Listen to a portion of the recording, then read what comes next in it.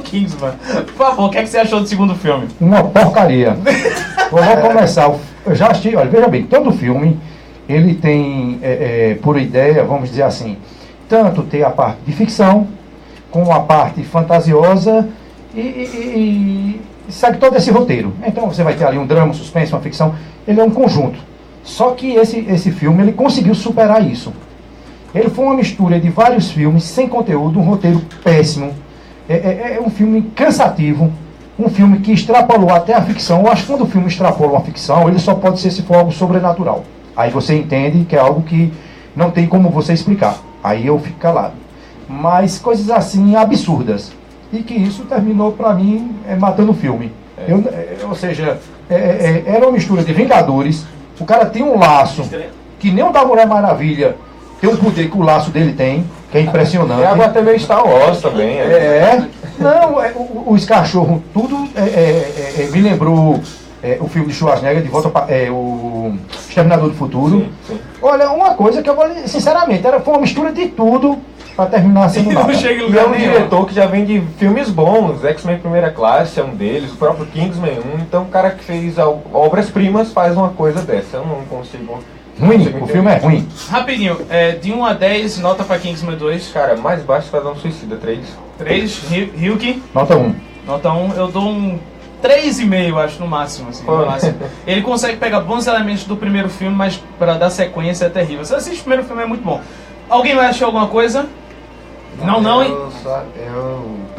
Acorda, o Eggman, eu não achei nada. O It é excelente. Não, o It eu assisti. É excelente, cara. Nossa, que filme fantástico. Que se Assim. você assiste, se você não tem, né, Ryuki? Se você não tem medo, né? Você não tem medinho de noite, né? Você não dorme pra baixo do peso. Aí você pode assistir tranquilo, assim, é um filme que deixa você tenso do começo ao final. Ele pega bem o espírito do livro, porque o livro ele trabalha exatamente nesse contexto. O palhaço, ele é um cara que ele é uma presença constante dentro da cidade, e o filme consegue passar isso.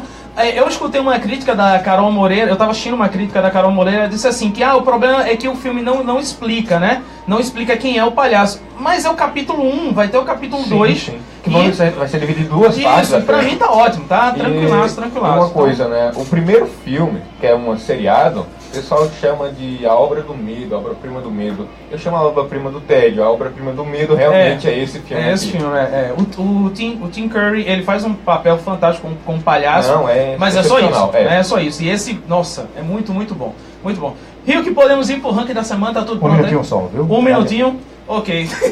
Então vamos lá, vamos ficar conversando aqui. Vamos falar de emojis, né? Que eu não assisti, mas tem um pessoal que assistiu que falou que é uma mistureba de tudo que a Disney fez de bom. Essa empresa pegou e colocou lá dentro. É uma explosão de cabeça que no final é só pra criança mesmo. Não é um roteiro tipo Bela e a Fera, um roteiro realmente de um filme de animação legal. Ok. Já que quando o Rio, quando você estiver pronto, você avisa aí, tá certo? E quando a live estiver no ar também você a live já tá no ar? Ok. Então, pessoal da live, vamos lá. Dê uma boa tarde aí pra todo mundo. Já a gente vai falar aí com vocês. Oi? Sim. Tem que ser a temática, viu? Pra mim é complicado. Chapéu na minha cabeça é complicado. Careca com chapéu não rola, mas tudo bem.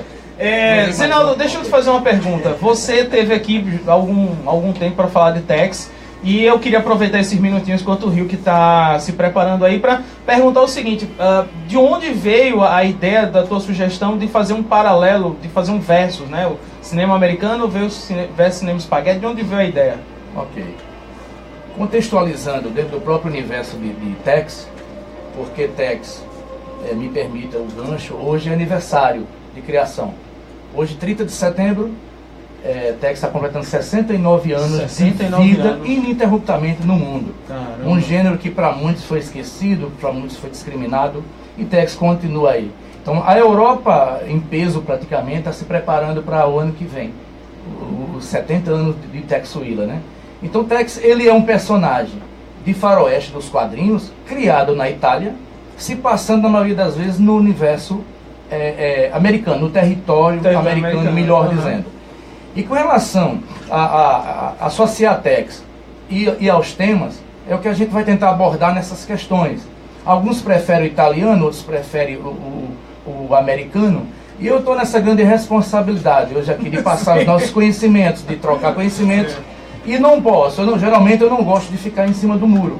Então hoje eu nem posso ficar em cima do muro e em contrapartida eu também não posso e não devo definir por nenhum dos dois. Sim, sim. Porque pelo meu conhecimento e a minha paixão pelo gênero, eles se complementam.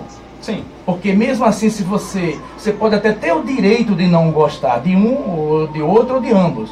Mas a partir do momento que você discrimina, já prova o seu preconceito e sua falta de conhecimento a respeito. Deixa eu te fazer uma pergunta antes de... Quer falar alguma coisa, Felipe? Pode falar. É basicamente uma briga entre Marvel e DC, o faroeste. É quase isso. A gente prefere um ou outro, os outros já se o Zenaldo ficar aí no muro, né? Eu já prefiro o italiano. Mas bora dar prosseguimento. Depois a gente faz a enquete, né? Ok? Podemos? Então, Zenaldo, segura um pouquinho. Vamos lá, Nildo, para ranking da semana. Ranking da semana. As 10 principais bilheterias dos cinemas no Brasil e no mundo. Vamos lá. Vai pro Top 10 Brasil, certo? No Top 10 Brasil, em primeiro, tá It, A Coisa, certo? Terceira semana, com um público acumulado de 3 milhões e uma renda de 45 milhões de reais. Em segundo, está O Divórcio, primeira semana, um público de 155 mil e uma renda acumulada de 2 milhões e 300 mil. Em terceiro, Polícia Federal, A Lei é para Todas, terceira semana, um público acumulado de 1 milhão e uma renda acumulada de 16 milhões de reais. Em quarto, Mãe, primeira semana, um público acumulado de 121 mil e uma renda acumulada de 2 milhões de reais. Em quinto, Feito na América, segunda semana, um público acumulado de 406 mil e uma renda acumulada de 6 milhões e meio de reais. Em sexto, Emoji, o filme, quarta semana, um público acumulado de 1 milhão e 400 mil e uma renda acumulada de 21 milhões de reais. Em sétimo, O Assassino, o primeiro alvo, primeira semana, um público acumulado de 85 mil e uma renda acumulada de 1 milhão e 300 mil.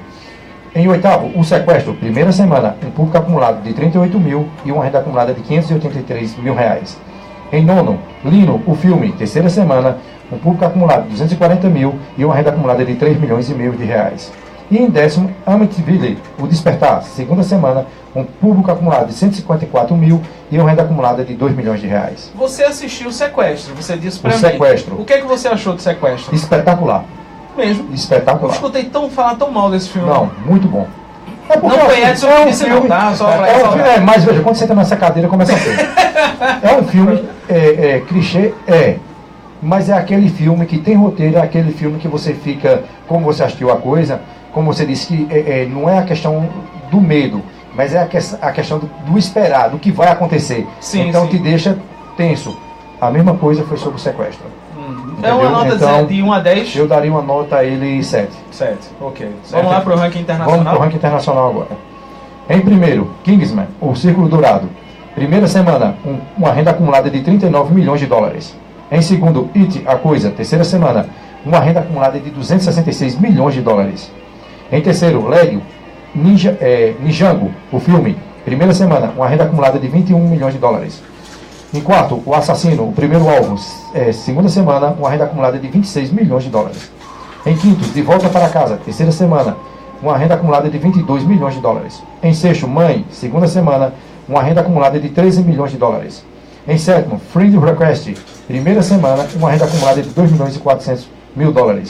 Em oitavo, Dupla Explosiva, sexta semana, uma renda acumulada de 73 milhões de dólares. Em nono, O Que Te Faz Mais Forte, primeira semana, uma renda acumulada de 1 milhão e 700 mil dólares. E em décimo, Terra Selvagem, oitava semana, com uma renda acumulada de 31 milhões de dólares. Dunkirk não tá aí não, né? Não. Saiu. Já saiu. Já saiu. Mas Isso. Até a semana passada tava.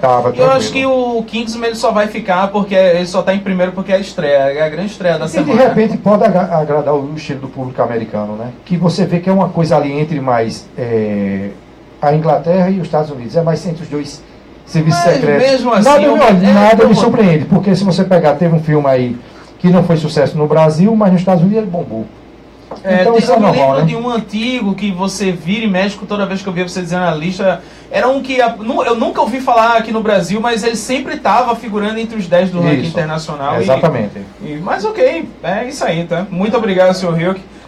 Zenaldo, vamos lá, eu quero retomar com a seguinte pergunta. Você disse que esse hoje, exatamente hoje, o Tex está fazendo 69 anos, né? Qual é a importância dessa data, 69 anos, para os fãs de Tex? Ok. Com a sua permissão do gancho, antes que eu esqueça, e eu vou concluir a pergunta, eu gostaria de fazer os agradecimentos. Faça. Iniciais e compartilhar com vocês. Eu tenho um amigo em Portugal, José Francisco, Zeca, ele é um dos maiores colecionadores e amigo do todo o pessoal da Sérgio Bonelli Editora. Ele é o... A Sérgio Bonelli é que publica o Tex. Que publica o Tex e outros personagens, são dezenas de personagens, né? Então, Martin Mystery, não é isso? Martin Mystery, Nathan Never, Dampier, Mr. No, Dylan Dog, Julia, Mágico Vento, Ken Park, Zaku, todo esse grande universo de personagens no mundo, né? Então o Zeca, aliás, de todos os elogios e a generosidade, compartilhações, e ele divulgou no YouTube a primeira palestra, né? E a gente tem mantido contato. E ele resolveu me entrevistar. Então eu faço isso publicamente, compartilhando com todos vocês. Eu estou emocionado. Você, no caso, entrevista ao vivo? Entrevista online. Enviar as perguntas e responder posteriormente, para ser editadas. Inclusive agradecer ao amigo Bento que esteve na minha casa, para a gente montar todo um cenário das coleções e enviar tudo isso. E a minha emoção também é lembrando do meu pai, porque ele me apresentou esse universo, tanto do gênero faroeste, como o próprio personagem Tex Willer. Então, agradecendo a ele é presidente do Clube Tex Portugal, ele é o moderador do Tex Willer blog, que é o blog de mais importância no mundo sobre a personagem Tex Willer, o qual eu faço pesquisa desde a sua criação, né? E ele é um dos auxiliadores do Museu Permanente do Tex em Portugal. Também ao Geraldo Carçan, aqui de Dona Inês, Paraíba, GG Carçan. Ele promove o Tex, ele faz palestras, ele é autor de 3 livros, vai lançar no ano que vem o 4º. Então agradecimento a essas pessoas que estão fazendo parte dentro desse contexto. Adriano Rainho, que também é o maior colecionador de Tex do Brasil, inclusive ele está inserido no Guinness Book. Aí com relação ao personagem que você falou, da importância. Quando me foi apresentado, né, o primeiro fascículo, ou melhor dizendo, o primeiro gibi, isso nos anos de 78, no personagem. Então, logicamente, eu fui conhecendo este universo, né, das matinês, dos primórdios do faroeste. Então, naquele tempo, não tinha toda essa diversidade de super-heróis, né, da mídia, do cinema. Então, o que se tinha eram aqueles seriados. Na TV, Bonanza, Rintinti, Daniel Boone, no gênero, né?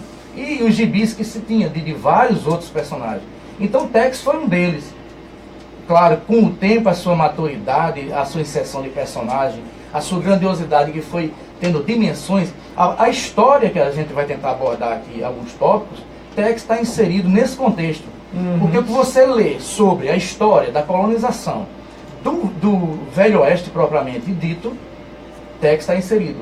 É retratado nos quadrinhos através de Tex como um personagem, um cowboy, né, de personagem do gênero faroeste.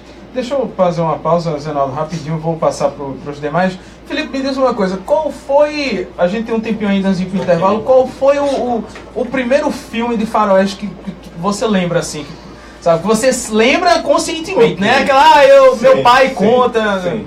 Ó, o primeiro filme, que até recentemente eu peguei emprestado com o Zenaldo para assistir, foi um cara que estava arrastando um caixão. Eu fiquei até um pouco emocionado, né, porque eu lembro eu com meu pai assistindo.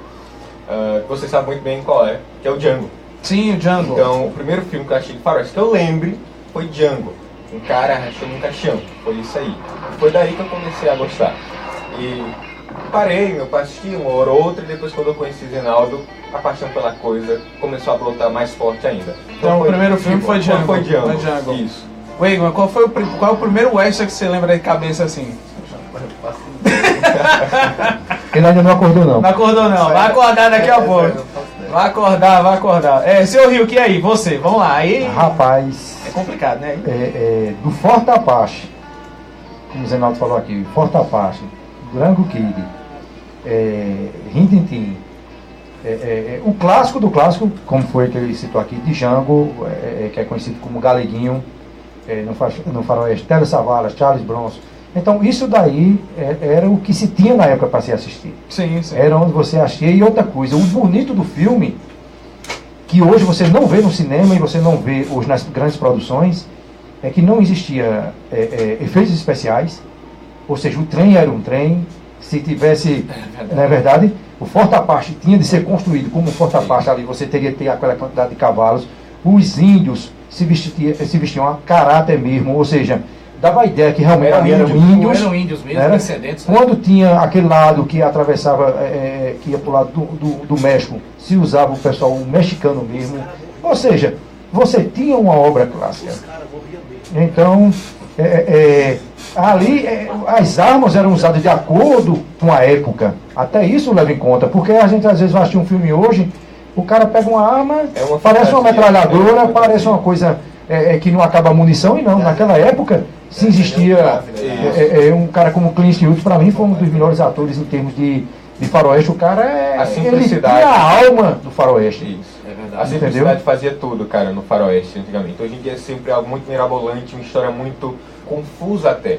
Né? E não tem o glamour que se tinha antes.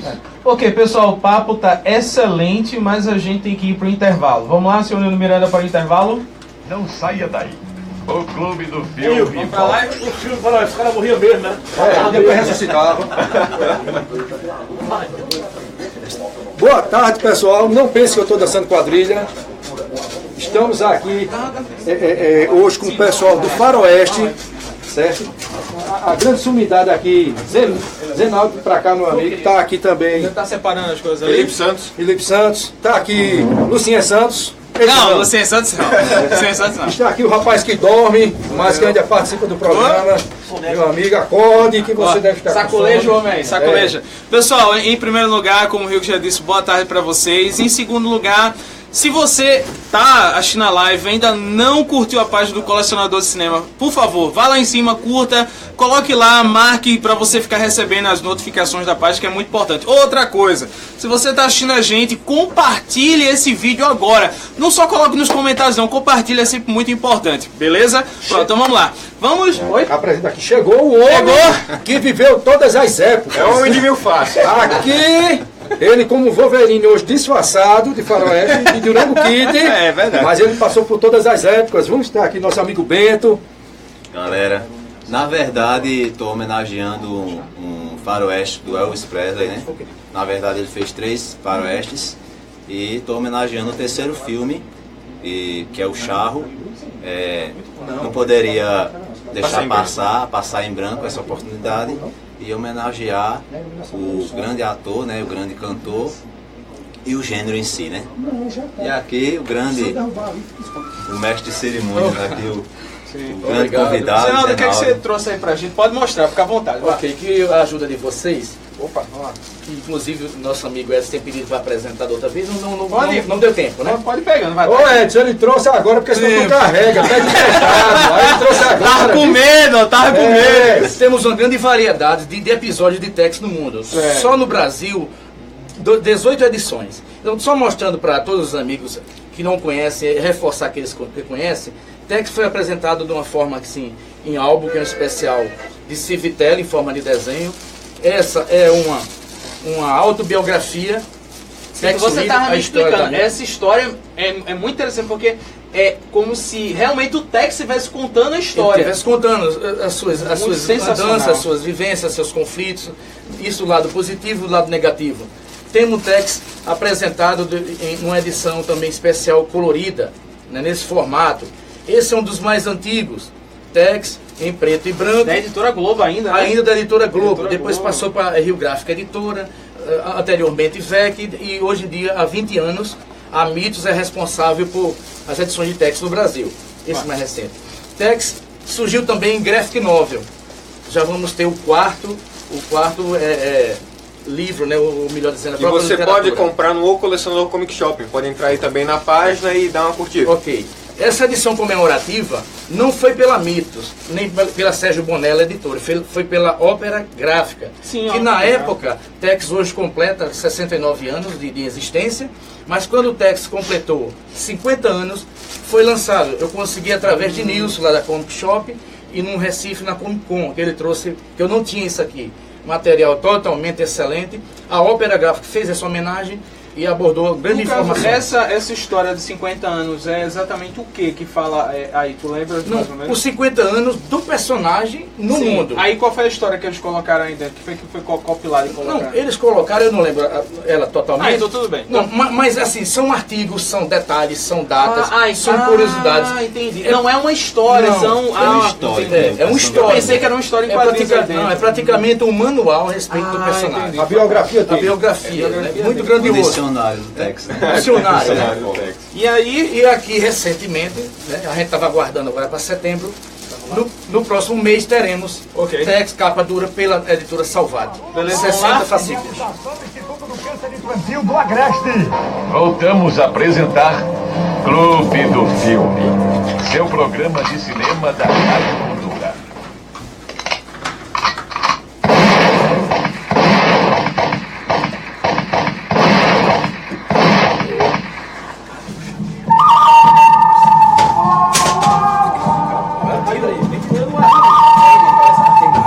Aceitar a garrafa aqui. 1h35 da tarde, olha isso. Suaram tantos tiros, derrubaram até Você sabe foi isso, né? Edson chegando aqui na rádio, aí passou fogo. Ei! Ele veio por ali, não foi? Começou a... Ele correu. Zenaldo, vamos lá, que como eu disse hoje a gente só vai até 2h15, então vamos aproveitar o tempo da melhor forma possível. Vamos começar pelo faroeste italiano, né? Por onde... O faroeste americano... Tá, ok. Então, Edson, a culpa é sua, você me passou a pauta errada. Vamos lá. Me diz aí, por onde a gente começa? Por John Ford? Por onde você quer começar? É como diria o mais antigo, começar pelo começo, né? Agora me lembrei de Edson e... Sim, mas não se emociona não. Ele quis dizer o seguinte, que vai começar pelo mais velho, a coisa mais velha. Aí é o Edson. Mas eu entendi, é somente um alívio cômico, né? Amigos, o assunto é muito vasto. Eu comentei a ele que se a gente fizesse palestra até o final do ano, todos os sábados, não conseguiríamos abordar isso a contento, detalhadamente, sobre todo esse universo. Mas vamos tentar abordar, porque tem dois temas em questões e eles se fundem, eles se separam e ao mesmo tempo se completam. Eu não fico em cima do muro, eu tenho minhas preferências por um, tenho minhas preferências por outro. Certo. Sou apaixonado pelos dois porque além de pesquisar e ser um amante da sétima arte e do gênero western, eu também coleciono. Você repara, só um minuto, Zenaldo, você repara, Rio, que no começo ele disse que ia ficar em cima do muro. Agora ele já está dizendo que tem as preferências. Então a gente vai ver daqui pro final qual é realmente a favorita. Vai saber, senhor, vai saber. Começou. Ok, pessoal, veja bem. Vamos lá, vamos. Continue, desculpa atrapalhar. Não, tudo bem, fica à vontade aí, vocês até me ajudam com relação a isso. Eu tenho aqui em mãos o primeiro faroeste produzido e existente. Ele é de 1903, filmado simplesmente por Thomas Alva Edison. Então ele é de grande importância, sendo o pioneiro. E mesmo na época, isso em 1903, nós estamos com o quê? Com 115 anos aproximadamente deste filme. Esse filme foram 14 cenas, apenas 12 minutos, não é colorido, não tem legenda e é mudo. Ele pegou o nascimento do cinema. O nascimento do cinema. Então isso foi um marco para a época, chamado O Grande Roubo do Trem. O seu enredo, isso serviu de fundo e de motivação para outras cópias, outros tipos de filme, utilizando o próprio enredo, em que assaltantes chegam e dominam o chefe da estação, enquanto chega o trem. Chegando o trem, eles invadem o trem e assaltam o trem, que vinha com um carregamento valioso, e fogem no trem. Isso ele acorda, chama, busca ajuda. A gente vê nesse próprio filme uma cena que já mostra numa das cenas, no salão, em que um dos homens lá brincando com o outro fica atirando e ele saltitando para se livrar dos tiros. Então isso vem aquela perseguição dos bandidos. Eles conseguem recuperar o trem, recuperar a carga preciosa e prender e até matar os bandidos.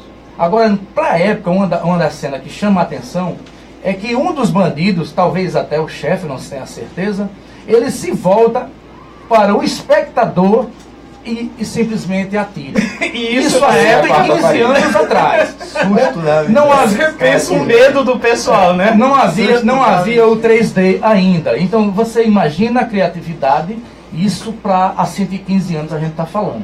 Então o primeiro faroeste a gente tem aqui em mãos. Isso, Zé Nelson, só um minutinho. Até na época, né, eles tiveram que definir uma lei específica para esse tipo de coisa, né? Esse tipo de ação que não tinha. Ninguém estava esperando. Foi igual o trem, né? Com os irmãos Lumière. Quando o trem, todo mundo levantou, saiu correndo desesperado. Então você imagina como um filmezinho de 12 minutos obrigou a criar assim, como se fosse quase uma lei assim para evitar esse tipo de problema, né? Porque, imagina, na época, todo mundo centrado na história, daqui a pouco o bandido vira, olha pra você e dá um tiro na sua cara. E pra você ter uma ideia, antigamente os filmes, quando começou a passar no cinema, os filmes mudos, era acompanhado de uma orquestra.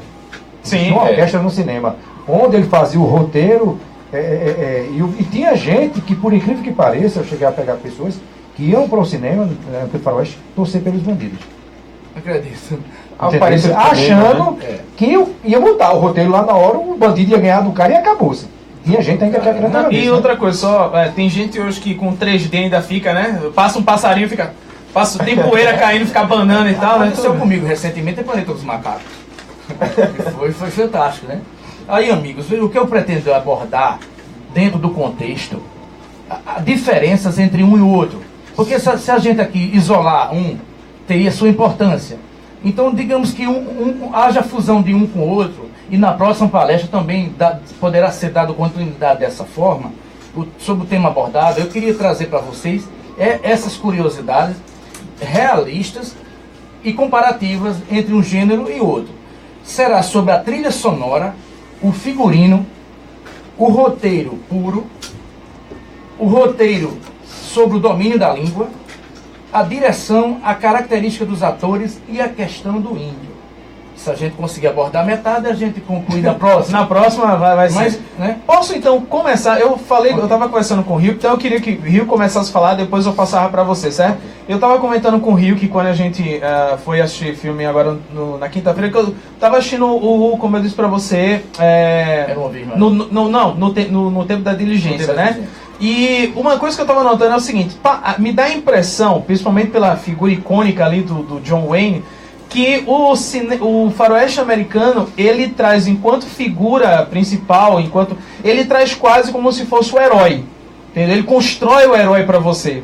Ele pode até, por exemplo, no caso desse filme, que o John Wayne, ele abre aspas, ele estava preso, então, mas ele te constrói a figura do herói. E o faroeste italiano, o faroeste spaghetti, ele te baseia na figura do anti-herói. Ele quase se constrói. Então, primeiro, Rio, que vai lá. O que é que você contestou? Você falou alguma coisa para mim? O que é que você acha? Eu vejo da seguinte forma. Eu estava até conversando nos bastidores com o Zenaldo aqui, que o faroeste americano, ele é aquele faroeste politicamente correto. Ele atinge ele quer ser uma coisa tão correta, ele quer ser assim uma coisa que, para mim, mata o faroeste ali. Ou seja, é diferente do faroeste italiano, onde ali é um mundo sem lei, onde as pessoas ali têm sua personalidade, às vezes até como um bandido, mas no momento, às vezes ele se comove e age como um herói. Sim. Então, ou seja, é o cara que ele é herói, mas ele foi para um canto, fez uma chacina. Mas vamos dizer, ele era obrigado, porque naquela época a lei era a pistola. Então, ou seja, o cara era construído até pelo temor, para ele poder sobreviver dentro dessa época. E humanizava mais também o personagem, não era aquela figura intacta que estava... ou seja, não é aquele cara que saiu, não, ele é um super-herói, que ele vai sair aqui, ele atira mais rápido por isso e aquilo, não. Ele é o cara que está vivendo o dia a dia e ele tem de ser bom no gatilho mesmo, era o dom dele. Ele era um cara que ele tinha uma tendência ou ir para o lado negativo ou para o lado positivo, ou de repente ele tinha os princípios dele. Já no faroeste americano, eu notava muito, sabe o quê? Aquele tipo, com John Wayne, com Frank Sinatra, você pega aquele pessoal que era aquela coisa já esculpida. O cara não tinha uma personalidade, ele tinha um roteiro. Entendeu? Então eu vejo muito por aí. Só um minutinho, Felipe, vai, o que é que você concorda? Concordo 100%. Os americanos, eles têm isso, né? Eles têm que fazer a pátria deles se tornar algo heróico. Tudo tem que ser herói, tudo tem que ser intacto. A figura do americano não pode ser corrompida. Acaba corrompendo sempre mais o índio, acaba sempre sendo vilão o mexicano, e o americano sempre fica ali como herói. A gente fez isso até recentemente com vários filmes, eu poderia até aqui citar se vocês quiserem. Aí o italiano não, a gente já vê roupas despojadas, que o americano já é aquela coisa certinha, engomadinha. A gente já vê um personagem mais humano, ele toma decisões que eu e você no lugar, na época, tomaríamos. Entendeu? A gente não iria pensar 2 vezes em atirar, não ia ter aquele romancezinho tonto, tolo. Então, eu prefiro o italiano. Entendi. E também eu concordo com o Felipe, também tem essa questão de que até o Rio que já falou, né? A caracterização dos personagens no faroeste italiano é uma coisa muito marcante, né? Tipo, enquanto parece que o John Wayne acabou de realmente sair entrar no estúdio, ele acabou de postar a roupinha bonitinha. Uma coisa muito... Parece assim. O Eigman, agora a sua opinião. Lembra, eu acho que o último filme que eu assisti lá antigamente foi, se não me engano, 7 Homens de Destino, o antigo. Acho que foi o primeiro filme que eu assisti mesmo. Ou foi Grand Kid. O antigo, qual deles? O antigo primeiro mesmo, porque teve dois, né? Dois antigos. Dois. Pronto, foi o primeiro que meu pai me botou pra assistir e teve o Grand Kid que ele me botou pra assistir também. Foi um dos dois, eu tenho certeza que era o mais antigos. Tem uma curiosidadezinha aí, hein? Fala isso logo. Aí só a título, né? É uma correção, mas é para abrilhantar e trazer conhecimento, né? Na realidade, são 6, 7 homens no destino. Essa foi uma refilmagem, essa última, espetacular. Nos as primeiras horas deste ano, eu estava assistindo sozinho em casa 7 Homens no Destino. Foi o primeiro filme que eu assisti este ano, depois que rompeu o ano, eu não saí. E lógico, saudosista, relembrando tudo, né? Que o primeiro e o segundo foi com o Will Bryan. Depois teve com George Kennedy, depois Lee Van Cleef. Aí o outro, eu não lembro o nome do ator no momento, e teve esse com Denzel Washington.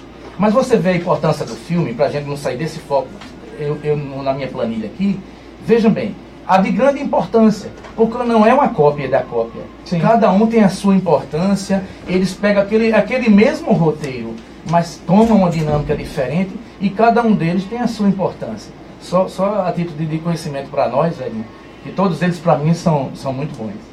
Até você gosta também muito do mais atual, né? Também o Denzel Washington como ator propriamente dito, né? E o próprio enredo em si, que você consegue assistir todos eles e você não vê se repetir.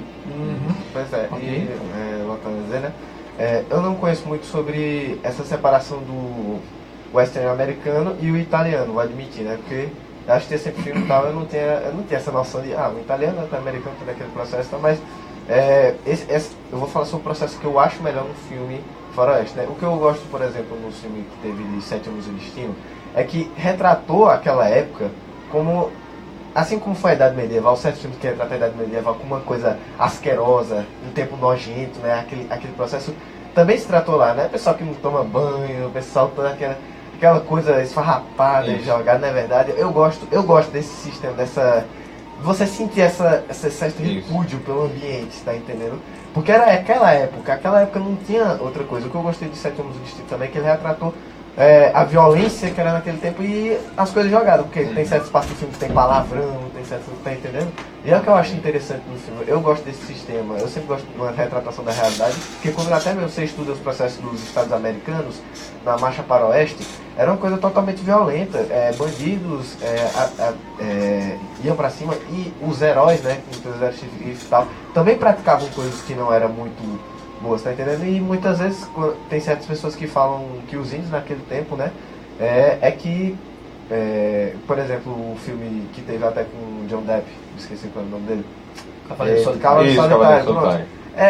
Ali a gente vê os índios como vilão. É um filme de herói também aqui. Porque a gente vê os índios como vilão. Que é um lado que eu não concordo.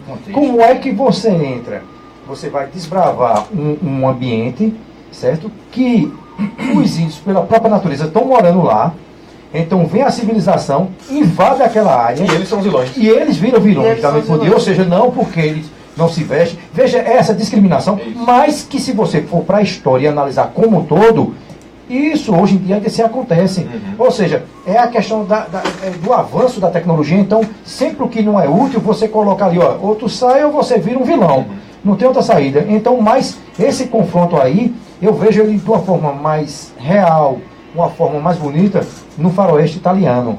Eu vejo a coisa, ele é mais aproveitado, a essência de cada um de uma forma colocando todos no mesmo patamar. E ninguém ali é um herói, ninguém ali é um bandido. Cada um é sua identidade. Recapitulando um pouquinho sobre o visual, vamos pegar agora também o visual por trás das câmeras, o cenário, por assim dizer. Se a gente pegar o cenário americano, é sempre aquele negócio tão lisinho, aquela coisa bem pintada, tá tudo também, pintado. Felipe, desculpa atrapalhar, estúdio, né?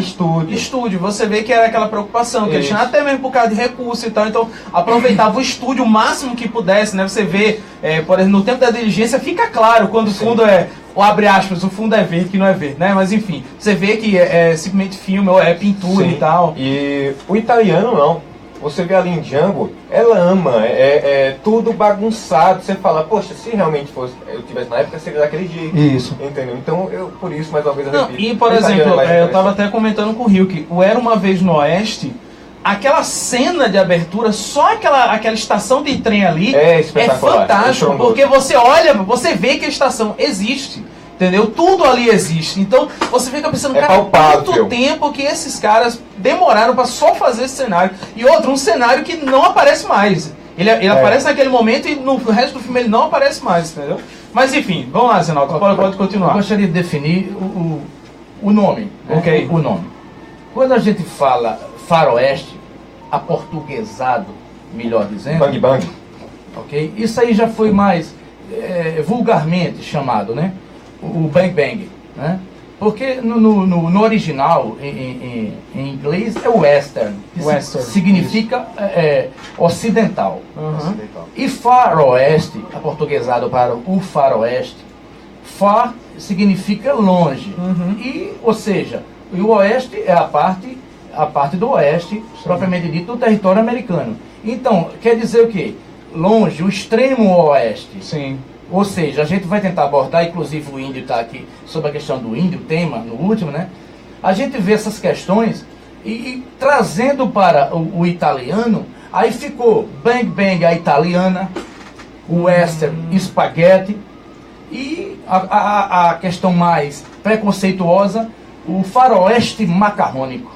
Deixa eu tirar uma dúvida contigo então, Zenaldo. O faroeste espaguete, essa nomenclatura, foi, digamos assim, os Estados Unidos que batizou ou os italianos próprios se batizaram assim? Eu não sei a origem, mas se for de ambos, casa da mesma maneira. Casa, sim. Eu acredito que tenha sido os americanos. Porque se a gente imaginar o auge, né, o auge do cinema do gênero italiano espaguete, ali no começo dos anos 60. Mas os faroestes americanos já existiam desde os anos 20, sim, praticamente. Né? Eu estive vendo hoje um gênero abordado, contando toda a história americana, porque dentro do gênero vai ter a questão do assassinato de Lincoln, Tombstone, vamos ter a corrida do ouro e muitas outras coisas mais que a gente pode abordar. Então eles não imaginavam, né, toda a Meca americana, essa é a questão do preconceito, não um conceito prévio. Eles não imaginavam que pudessem existir algum lugar no mundo ou no universo que alguém pudesse fazer um faroeste tão bom ou melhor quanto. Porque quando a gente vem para os primórdios, eu gostaria de abordar com vocês, na colonização do Velho Oeste propriamente dito, tem os pioneiros que saíram mundo afora para conhecer, para desbravar, para se procriarem e se sustentado na vida, né, através de recursos. Nós vemos a questão da corrida do ouro em 1848. Isso é uma história que está inserida na história do gênero, na história americana e no universo de Tex. Desculpe o gancho de chamar Tex, que é o aniversariante do dia, e ele está inserido nesse contexto. Sim, sim. Ok? Então veja bem. Também porque nesse longo período de história, né, obviamente que Tex tudo isso. Uma questão que me lembrou, eu li esse ano uma HQ fantástica, que é a biografia do Tio Patinhas.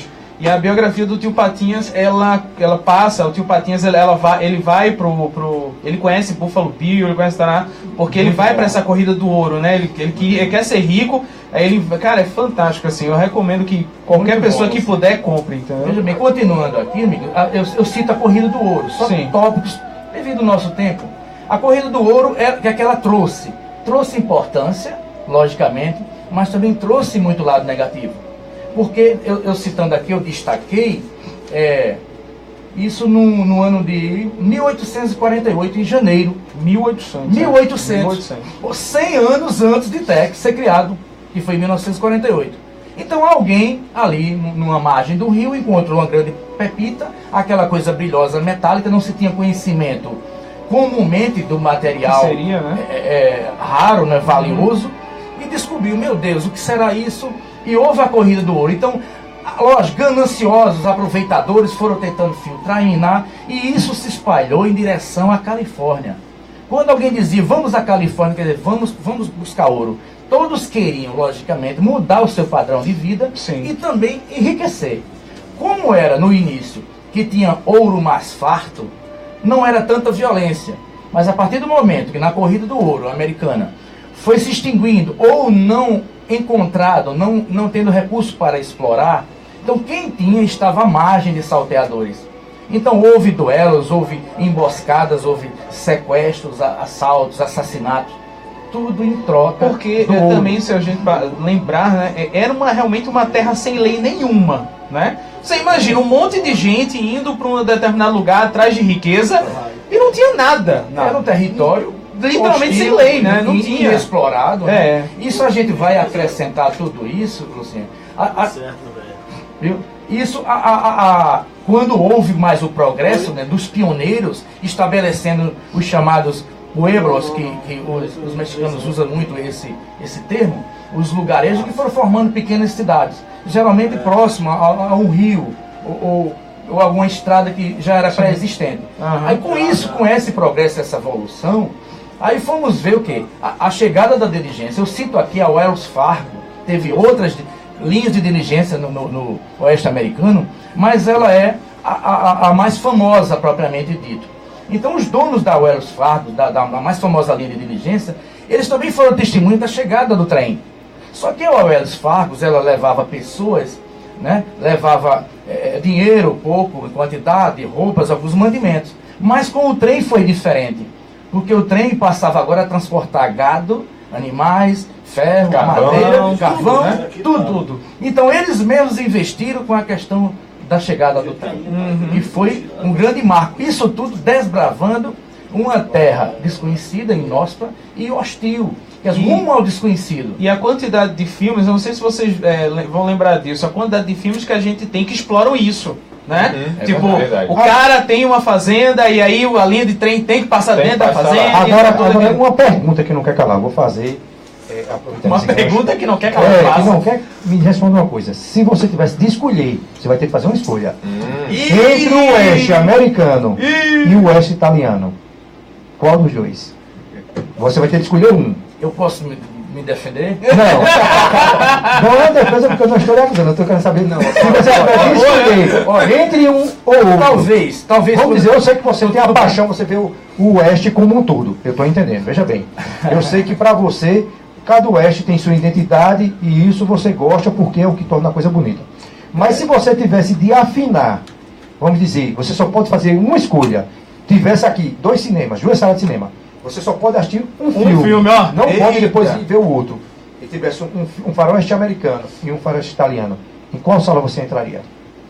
Dependeria do ator. Não. Eu tenho que fazer. Eu estou falando pelo gênero. Não tem cartaz de ninguém, só tá lá. Exatamente, é o gênero. Italiano ou americano? Que sala você entraria? A impressão. Aí depois eu posso reverter? Pode. Veja bem. Pode. Talvez, se a gente conseguir abordar. Não. Você tenha uma concepção. Deixa eu concluir. Responda. Qual sala você entraria? Na americana ou na italiana? A primeira ou a mais barata ou a mais... Não. Olha, ele não quer assumir qual ele gosta. Deixa eu falar. Ele já disse pra mim que ele prefere o italiano. Eu não respondi. Ele era o da bilheteria. Não, eu não disse isso. Veja bem, pra mim fica difícil. Porque quando você passa a conhecer toda a história, fica difícil você tomar uma posição. Agora, logicamente, há filmes americanos que são fracos. São, sim. Justamente com o outro. Então, um filme americano não presta, tem italiano que não presta. Concordo. E vice-versa. Isso. Quando a gente, os primórdios, aí é que eu tenho que citar isso, nos primórdios do cinema, desde Tom Mix, Bob Styler, Tim McCoy, nos primórdios veio Ron Palone Cast, Ken Maynard, Lester LaRue, aí veio andando, que são muitos. O Charles Starrett, nos americanos, a linhagem de seriados. O Durango Kid é Charles Starrett. O Fex Park, o Daniel Boone. O Gunsmoke, Jamie Arness. O próprio Bonanza, que foi um marco, porque é muito assunto, é muita coisa. Certo, mas eu quero fazer uma pergunta, peraí, não, vou lhe cortar agora, me diga uma coisa. Eu sei que cada um vai ter sua identidade. Eu vou fazer uma pergunta mais crua. Veja bem, eu não estou aqui analisando da forma de atores... Técnica. Uma questão técnica. Eu estou falando o seguinte, o faroeste italiano, ele vai ter sua identidade, e onde, sendo do bom ou do ruim, quando você assistir, você vai saber que ele é um faroeste italiano. Sim. E o faroeste americano, ele vai ter sua identidade com filmes bons e ruins, mas a impressão digital dele você vai conhecer. Okay. Entre essas duas impressões digitais, qual a que lhe agrada mais? Seria a italiana ou a oeste? Ou seja, você cada um tem sua identidade. Mas separando, qual a que te agrada mais? Qual que você diz assim, esse se torna mais real? Antes de Zenaldo responder, eu quero que você responda. Não, mas o especialista é ele. Não, eu quero saber a sua opinião. Mas eu já disse aqui. Você. Eu já disse aqui que eu sou italiano. Esse é um cabra bom, Felipe também é italiano? É italiano, cara, sem sombra de dúvida. O Eglo, você disse que não...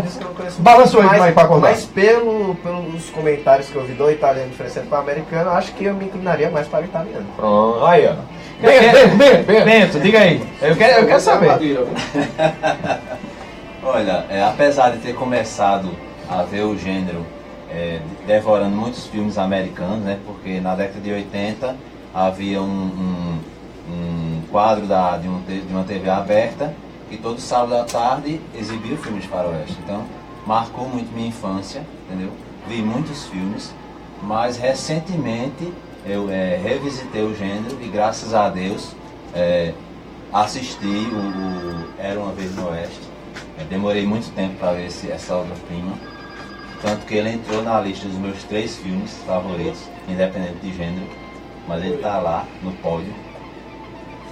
Italiano ou americano? Para hoje. Uma vez não é. O próprio 3 Homens em Conflito. Então, já fica claro que é o italiano. Agora falta Zenaldo. Eu posso dizer, pelo menos a minha opinião. Não, obrigado. Parente de Edson, né? Cara, eu comecei assistindo hoje no Tempo da Diligência e eu gostei muito. E eu ia deixar pro final, para o próximo sábado, não sei, 3 indicações de 3 filmes recentes que são americanos. E, cara, eu vou dizer, eu gosto muito do italiano, mas eu sinto um pinguinho de nostalgia pelo americano. Eu vou fazer uma pergunta. Tu começou a assistir filme faroeste a partir de quando? De ontem. Então, já está explicado. Agora, você tem que responder. Eu gosto do contraditório. Lembrando sempre que a gente tem direito à regra. Pode colocar a música do certo, não tem na resposta. Italiano ou americano? Veja bem, não tem como eu responder. Não tem como eu definir. Porque eu vou me contradizer ao que eu creio, que eu acredito. Eu sou fã e apaixonado pelos dois. Agora, se eu fosse usar assim, não, em termos de fotografia, eu escolheria o americano. Mas em emoção, realismo, eu iria para o italiano. Então tem nuances, tem detalhes de cada um. Então nenhum deles é completo totalmente. Não, eu sei que não é completo, mas emotivamente. Aí a gente vai na questão. Não, você não. Você está emotivamente, vamos emotivamente. Qual que traduz o mais real? O mais real, dentro do contexto que eu vou tentar abordar, é o italiano. Posso fazer uma pergunta? Pode. Zenaldo, já que o senhor sempre fala do seu pai, qual era o tema que seu pai mais gostava? Concordava comigo e vice-versa, dentro do contexto que eu apresentei. Porque meu pai, ele contemplou primeiro do que eu, logicamente, né? Quando você vê o grande, eu estou falando de bons faroestes, de grandiosidade, de enredo, de tema, de produção. A questão, quando a gente vê, no tempo das diligências, de 1939, depois tem Cavalgada Heróica, também conhecido como Rachos de Ódio, Isso estou citando John Wayne, porque foi dois ícones que foi pego para fazer o trabalho aí de divulgação. Então os dois maiores ícones do gênero faroeste e cinema é John Wayne e Clint Eastwood, que aqui está representado. Aqui um lado americano e um lado italiano. Só lembrando para as pessoas que estão ouvindo a gente, não acompanhando na live, o que o Zenaldo trouxe dois quadros aqui. Isso. Tem um do meu lado aqui esquerdo, meu Deus, perdi o lado esquerdo, e tem outro também do lado esquerdo, mas mais para frente tá, ok. Ok, muito obrigado aí. Então, pode dar uma sequência. Pela essa informação, é o costume, né? Não, fique tranquilo. Quando a gente vê A Última Diligência, também com John Wayne, porque quem revelou John Wayne para o mundo propriamente dito foi John Ford. Porque se a gente for falar de cada um deles, nós não temos tempo aqui. Sim. Porque está se passando aqui milhões de coisas na minha mente e eu gostaria de poder ter tempo de falar, compartilhar e divulgar. Deixa eu te fazer uma pergunta, já que você falou nos filmes aí, desses filmes do John Wayne, do Rachos de Ódio, O Homem que Matou o Facínora, Aonde Começa o Inferno, qual deles assim... se pudesse fazer um top 2, um top 3, assim, se pudesse organizar. Forte Apache é um deles. Forte Apache. Na questão da despedida do Oeste, propriamente dito, dentro do contexto, O Último Pistoleiro. E tem outros, a gente cita aqui vários. John Wayne, ele fez mais de 100 faroeste. Então, para você escolher um ou dois, para mim, fica sempre uma parceria, não foi com John Ford? John Ford, né? John Ford. De uma certa maneira. Então, John Ford, quando a gente vê a beleza retratada no faroeste americano, o Monument Valley, que Deus colocou lá e está lá, cenário para uma dezena ou centenas de filmes, e enredos, aí é quando a gente vê William Holden, Gary Cooper, Burt Lancaster, Kirk Douglas, a gente, né, seria... Não poder falar desses grandes personagens, que isso, Randolph Scott e o próprio Audie Murphy, que isso, por sinal, é um motivo pelo qual o John Ford não conseguia gravar o Rachos do Ódio, né? Ele levou a proposta, olha, nesse lugar que você está querendo gravar, ninguém chega. E aí ele conseguiu um estúdio pequeno, foi para lá, quando chegou lá, aí todo mundo até diz que o que ele conseguiu fazer na época de evolução do cinema e tal, é devido exatamente a isso. Ele teve muita independência. Ninguém tava lá, os estúdios não estavam lá mesmo, né? Porque não é que tenha caído na mesmice. Sim, exato. Mas através de décadas, o próprio público foram, digamos assim, entre aspas, ficando mais cansativo. Porque já era previsível aquele enredo. Sim. Porque já estavam há décadas em contato com o tipo de faroeste. Aí... pelo tempo não vai dar pra gente ver, pelo menos. Mas você tocou num ponto interessante, porque o John Ford, ele reverte muitos estereótipos, né? Só nesse filme mesmo, na Diligência, como é? Esqueci. Nos Tempos da Diligência, ele, por exemplo, ele pega uma prostituta e transforma ela em uma heroína. Ele pega o John Wayne, que seria um bandido, e transforma ele num herói. Então ele subverte muita coisa, né? Ele subverte muitos estereótipos. Ele foi, logicamente, um revolucionário também no gênero. Só que mesmo John Ford, ele ficava mais preso àquela própria tradição do gênero. Sim, sim. Claro, ele fez algumas coisas, mas quem vai realmente marcar toda a mudança do gênero é simplesmente Sérgio Leone. Então Sérgio Leone é um divisor de águas. Quando a gente vem fazer esse resgate claro, eu estou falando do brilhantismo, aqui dando ênfase e valorizando o faroeste americano, que foi os primórdios. Era o que se tinha em termos de seriados de cinema. Logicamente, tinha as rotulações, mesmo na época, chamado filmes B. O que era um filme B? Era um filme de baixo orçamento. Sim, E muitas vezes, em várias... E o Oeste era considerado filme B na época. Filme B, considerado qualquer um deles, no pouco conhecimento e discriminatório. Quando tinha uma sessão de seja lá qual filme fosse, tinha uma sessão extra. Você tinha de bônus assistir um filme B. Só que eles podiam colocar qualquer um e era uma vez no Oeste ou de Django. Entendi. Então já era discriminatório naquele tempo de exibição. E logicamente até a gente chegar a Sérgio Leone. Então John Ford, ele deu todo o brilhantismo com relação à era americana. Mas só que era muito previsível. Porque a gente tem os temas aqui entre um e outro. E quando você pra gente quais são os temas, mas... Aí eu vou repetir o que eu te falei. É sobre a trilha sonora, certo, o figurino, o roteiro a direção, as características dos atores, a questão do índio. Aí, no caso, o cinema americano, o que é que ele pega dessas características que você colocou, assim, pontuando? Ambos estão inseridos dentro desse contexto. Sim. Né? Essa controvérsia... Mas, por exemplo, a questão do índio para o americano, né? Vamos ver a questão do índio, que foi abordada, estava como 6, mas a gente pode entender, não tem problema nenhum.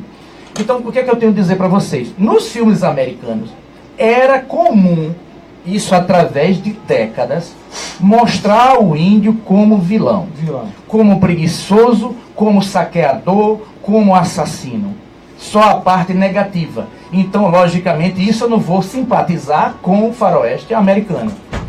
Mesmo fazendo parte da história. Ainda a gente vai parar, hein? Entendeu? Então, o que é que acontece? Vê o índio dessa forma. Na realidade, os invasores não foram os índios. Eles eram os donos da terra, eles eram os habitantes, eles tinham suas tradições e costumes e eles foram invadidos, violados pela chegada do homem branco. Então, com relação ao índio, no filme americano, a maioria das vezes é colocado ele como vilão. Mas no faroeste italiano não vê isso. Quem é bandido é bandido, quem é herói. Independente. Não tem um lado bom ou um lado ruim. Aquela questão do politicamente correto é que eu mostro para vocês aqui, né, nessa era de John Ford, de todo o seu brilhantismo, e ter elevado a John Wayne ao ícone do gênero e um grande astro, o pessoal foi mais se cansando e procurando outros meios. Aí é quando vai entrar a questão de Sérgio Leone, que ele muda, ele transforma, ele repagina, ele não estava mais aceitando tudo isso que era abordado no cinema americano. É interessante isso que você falou, porque nos tempos da Diligência, essa questão do índio é muito clara. Eles ficam o tempo todo, a gente passa mais da metade do filme, acho que mais da metade mesmo do filme, com a sensação de que os índios vão chegar, mas os índios não aparecem. Então os índios são construídos ao longo de toda a narrativa do filme como grandes vilões, né? E, por exemplo, como você falou, já no cinema italiano é diferente. O homem honrado, ele é honrado pelos seus princípios. Você nota, esse personagem ele é construído por princípios dele, né, e tal. O personagem mesmo do Charles Bronson, da gaita, o harmônica, né? Você vê, ele é sempre construído através das cenas, de todas as coisas que ele faz. E você vai acreditando nele enquanto um homem honrado, né? E é muito interessante isso, muito interessante. A gente tem aqui, me permita o gancho, a gente tem aqui um exemplo com relação à trilha sonora. Aí eu volto a simpatia por vocês aí do faroeste italiano, que eu simpatizo e discordo dos dois. Talvez vocês, quando conhecer do tema, você vai tirar suas conclusões.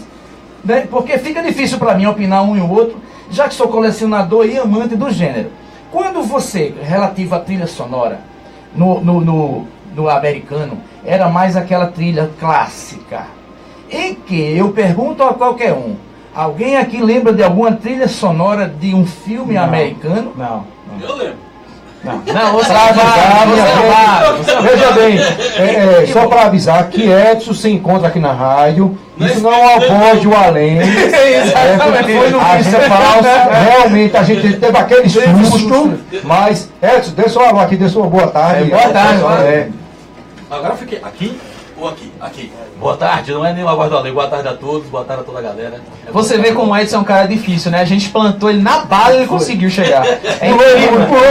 Pulou o muro. Então, amigos, continuando. E você falou uma questão muito boa, realmente. As trilhas sonoras dos filmes americanos, tudo bem, a orquestra e tal, são esquecíveis. Mas são esquecíveis, né? Tem o seu brilhantismo, a sua grandiosidade. Eu discordo disso.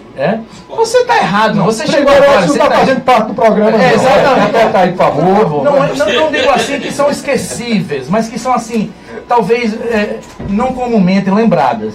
Né? Quando a gente vê sobre a trilha sonora do faroeste italiano, então isso fica mais latente. A questão da gaita, a questão do assovio. Isso, logicamente, eu tenho que dar uma ênfase ao grande mestre das trilhas sonoras de todos os tempos, Ennio Morricone. Esse cara é sensacional. Então ele não colocava, a música já existe, vamos adaptar para esse filminho. Não. Ele fazia a composição da trilha sonora para aquele roteiro, para aquele enredo. Então ele hoje ainda está vivo e continua sendo o mestre. Eu ia te perguntar isso. No caso, o Ennio Morricone ganhou o Oscar o ano passado, não foi? pela trilha dos 8 Odiados, se eu não me engano, foi isso. Foi. Foi retrasado, okay. Assim, me corrija se eu estiver errado, mas eu vejo nas trilhas sonoras dele, que ontem eu estava dando uma olhada, ouvindo, né? E ele pega muita coisa da época. A gente escuta gatilho, a gente escuta... Diferente do americano, que é só aquela trilha assim, a gente sente que tem algo acontecendo quando a trilha sonora dele está nos filmes. Vocês entendem casco, é sempre mais... Mas é muito mais interessante de ouvir. É só a gente parar para pensar que o cara conseguiu definir o western através de um assovio, gente. Se você assoviar, todo mundo sabe que é um tema de western, sabe? Isso é espetacular. Não vou assoviar não. Ennio Morricone. Ennio Morricone. Não, mas qual western? O western italiano, perdão, entendeu? Desculpe. Vou ajudar a trilogia dos dólares. É porque eu estou sentado nessa cadeira e dá amnésia. Ok, então concluindo o que você estava dizendo aí, Os 8 Odiados foi ganho em 2016 o Oscar de melhor trilha sonora. Simplesmente Ennio Morricone. Ele recebeu um Oscar em 2007, um Oscar honorário pelas magníficas e multifacetadas contribuições a músicas do cinema, não somente do gênero. Então Ennio Morricone é um caso à parte, mas ele está inserido dentro desse contexto. Então isso é só o primeiro tema abordado, que a gente vê essa discrepância. A grandeza de um e a grandeza de outro. Mas a questão de emoção, de ficar na mente, de trazer para você, associado à trilha sonora, ao gênero, aí você, logicamente, você vê essa grande diferença. A questão do índio, de trilha sonora e do próprio figurino. Mas você vai falar tudo isso, vamos deixar para cenas dos próximos capítulos, porque estamos chegando no final do programa. Zinaldo, muito obrigado, cara. Você é um monstro. Vamos acabar, a gente chegou. Tá na hora, né? Todo mundo saindo e deixando a conta para ele. Então, Zinaldo, em primeiro lugar, muito obrigado mesmo. Faça aí suas despedidas, lembrando que você vai voltar sábado que vem, então faça aí suas despedidas, por favor, dê seus agradecimentos, seus abraços, é contigo. Ok, Luciano, mais uma vez me sentindo honrado, né, pela credibilidade, o convite, é um prazer estar aqui com vocês, eu já repeti isso para ser muito redundante. Como eu falei, a emoção de hoje, né, de estar lembrando do meu pai, de ter sido homenageado hoje, no dia do aniversário do Tex, que é um personagem de faroeste, representando todos esses dois gêneros antagônicos. E o que é que a gente vê com relação a tudo isso? Emoção, né? E logicamente, propriamente, poxa, como eu gostaria de falar mais, de expor mais, de a gente ter tempo de debater, porque são muitas coisas, muitas curiosidades. Então, logicamente, na próxima oportunidade, a gente vai tentar abordar o que não pode ser dessa maneira, mas eu tentei dar... você tem um começo excelente da questão do pioneirismo, do conceito e do que foi propriamente dito, a inserção independente do gênero. Da chegada do trem, a corrida do ouro, a diligência, aí vem o Pony Express, e tudo isso faz parte do contexto. Aí desenvolve depois todos os roteiros. Com a grande importância, a gente vai tentar abordar um pouco sobre Sérgio Leone. Porque o próprio Quentin Tarantino, me permite esse gancho, ele quando se dirige ao seu colega, ele diz, um close a Sérgio Leone. Então aqueles close mais fechado, onde você pode ver a chegada do homem. Cara, é um estilo agora, né? Porque antes as tomadas eram mais dimensionais, eram imagens repetidas, cenários repetidos. Mas ele conseguiu trazer a emoção que faltava nos filmes do gênero. Obrigado a todos e muito obrigado. Ok. Felipe, faça suas considerações finais, por favor. Bom, cara, eu achei estupendo, né, esse bate-papo. Conheci mais um pouco do que eu não sabia, compartilhando com vocês. E espero semana que vem estar aqui para compartilhar mais um pouco. E parabéns a Tex, obrigado a todos aí. Ok, vamos lá. Bento, dê aí suas considerações finais também, suas despedidas. Sempre aprendendo aqui. Sempre um prazer, sempre uma satisfação estar com vocês aqui. Muito obrigado, hein? Wigman, por favor. Acordou, né? Chaculejando, não acordou, vai. Mandar um abraço, né, a todos aqui presentes, né, aos convidados, aos meus pais, meus amigos, a todos os ouvintes, né, que é o que sustenta todo esse debate. Muito obrigado. Xerife Hilk, por favor. Até o próximo sábado, se Deus quiser. Se Deus quiser. É o comancheiro. Por favor, vem aqui dar suas despedidas já. Bye bye, so long, auf Wiedersehen pra você. Olha aí! Os irmãos Santos estão presentes. Não, senhor. Então é isso, pessoal. A gente se despede. Muito obrigado a você que acompanhou a gente. Também pela live. Pessoal da live aí, foi um prazer acompanhar tudo com vocês. Edson, ninguém tá te vendo, nem adianta abanar. Então é isso. Até o próximo sábado com a parte 2. Reinaldo aqui novamente. E Edson agora no comando, né? É você que vai trabalhar. No